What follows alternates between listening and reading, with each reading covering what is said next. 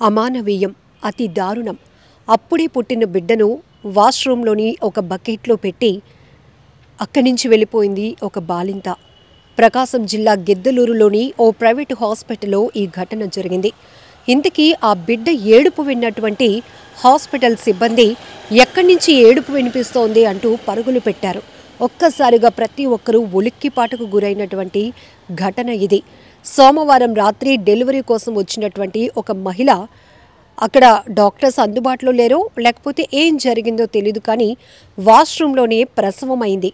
అయిన తర్వాత ఆ బిడ్డను తీసుకొని వెళ్ళి హాస్పిటల్ సిబ్బంది వరకు కావచ్చు, లేకపోతే బయటకు వచ్చి, లేకపోతే ఆమెనైనా కూడా అరిచి నాకు ఇక్కడ ప్రసవం అయిపోయింది, ఎమర్జెన్సీ డెలివరీ అయిపోయిందని అయినా చెప్పొచ్చు. ఆ తర్వాత ప్రాపర్గా ట్రీట్మెంట్ తీసుకోవచ్చు. కానీ అలా ప్రసవించినటువంటి బిడ్డను వాష్రూమ్లోని ఉన్నటువంటి ఒక బకెట్లో పెట్టి అక్కడి నుంచి పారిపోయింది ఆ బాలింత. అయితే బిడ్డ ఒక్కసారిగా విన్నటువంటి వాళ్ళు ఇక్కడెక్కడ కూడా ట్రీట్మెంట్ అందించే రూమ్స్ కాదు, వాష్రూమ్స్ వైపు నుంచి బేబీ ఏడుపు వినిపిస్తోంది ఏంటి అని ఒక్కసారిగా అందరూ అలర్ట్ అయ్యారు, ఉలిక్కిపాటుకు గురయ్యారు. పరుగులు పెట్టి ఎక్కడి నుంచి వస్తుంది ఈ సౌండ్, ఎక్కడి నుంచి వస్తుంది ఏడుపు అంటూ వాళ్ళు వెతికేటప్పటికీ అక్కడ మహిళల వాష్రూమ్ లోపల నుంచి పాప ఏడుపు, బేబీ ఏడుపు అనేది గట్టిగా వినపడింది.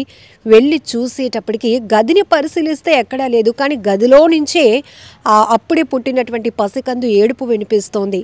చూస్తే బకెట్లో బేబీని పెట్టేసి ఆమె ఎవరు అక్కడి నుంచి వెళ్ళిపోయింది. కానీ ఈమె ఎవరు ఏంటి అనే దానిపైన అక్కడ హాస్పిటల్ సిబ్బంది కావచ్చు, పోలీసులు కూడా విచారణ కొనసాగిస్తున్నారు. హాస్పిటల్ సీసీటీవీ రికార్డులో ఏదైతే దృశ్యాలు ఆమె డెలివరీ కోసం వచ్చినటువంటి దృశ్యాలు కనిపించాయి, ఆ తర్వాత ఆమె వాష్రూమ్కి వెళ్ళినటువంటి దృశ్యాలున్నాయి, వాష్రూమ్ నుంచి మళ్ళీ ఆమె బయటకు వస్తున్నటువంటి దృశ్యాలు కూడా సీసీటీవీలో రికార్డ్ అయ్యాయి. ఎంత దారుణాతి దారుణం! అప్పుడే ప్రసవించిన బిడ్డను ఎంత జాగ్రత్తగా చూసుకోవాల్సినటువంటి పరిస్థితి. కొన్ని ఘటనలు చూస్తుంటే పిల్లలకి జన్మనిస్తున్నారు, అప్పటి వరకు భరించాలి అన్నట్టు భరిస్తున్నారు ఏమో కొంతమంది. అది ఎట్లా అంటే ఇక అక్రమంగా జరుగుతున్నటువంటి పరిస్థితుల వల్లనో ఏం జరుగుతుందో కూడా మనం అనాలిసిస్ చేయడానికి కూడా ఒక కారణాలు అంటూ లేవు. కానీ అప్పుడే పుట్టిన పిల్లల్ని ఊపిరి ఉంటుండగానే చెత్త కుప్పలపై పడేస్తున్నారు, లేకపోతే ఏదైనా తుప్పల్లో పొదల్లో పడేసి వెళ్ళిపోతున్నారు. చీమలు పట్టి లేకపోతే కుక్కలు పీక్కుతని చనిపోతున్నటువంటి పసికందుల మృతదేహాలు చూస్తేనే గుండెలు వణికిపోతున్నాయి, చలించిపోతున్నటువంటి ఎంతోమంది హృదయాలు. ఇప్పటికీ పిల్లలు లేక ఎంతోమంది ఎన్నో పూజలు చేస్తున్నారు, అప్పులు చేసి మరి ట్రీట్మెంట్ల కోసం IVF హాస్పిటల్స్ చుట్టూ తిరుగుతున్నటువంటి పరిస్థితి. డాక్టర్లకు మొక్కుతున్నారు. కానీ ఇక్కడ పిల్లల్ని కని ప్రసవం జరిగిన తర్వాత కూడా వాళ్ళని వదిలించుకోవటానికి వీళ్ళు వేస్తున్నటువంటి ఆ కసాయి మనసుతో వీళ్ళు చేస్తున్నటువంటి తీరు, ప్రవర్తన చాలా బాధాకరమైన విషయం.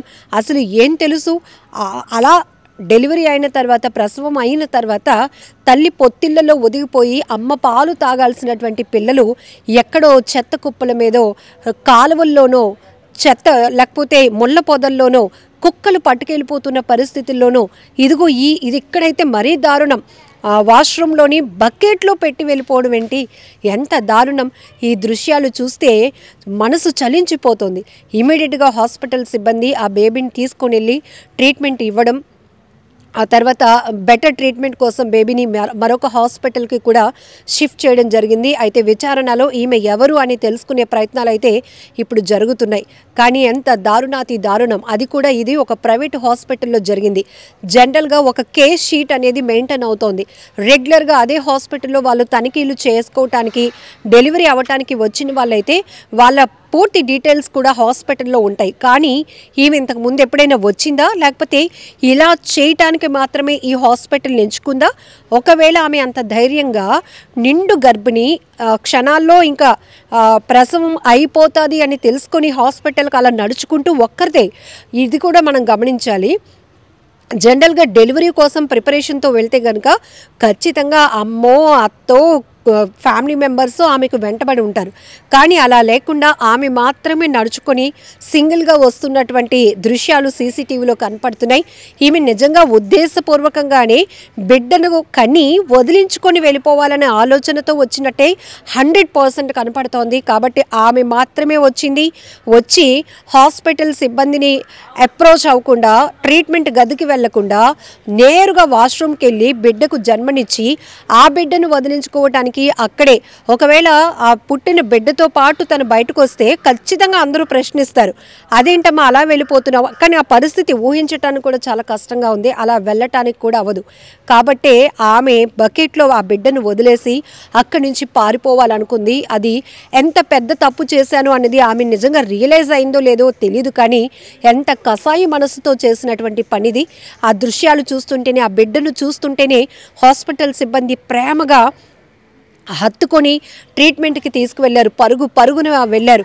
ఎందుకంటే అప్పటికి అది ఎంత టైం అవుతుందో తెలియదు, కానీ ఆ బేబీ అలా ఏడుస్తూనే ఉంది. వాళ్ళని ఎంత సెన్సిటివ్గా, ఎంత హైజీనిక్ ప్లేస్లో ఉంచాలి డెలివరీ అయిన వెంటనే. అలాంటిది మూత్రశాలలో అంటే టాయిలెట్ రూమ్లో బేబీని వదిలేసి వెళ్ళింది అంటే ఇంకా ఆమెను ఏమనాలో కూడా అర్థం కావటం లేదు.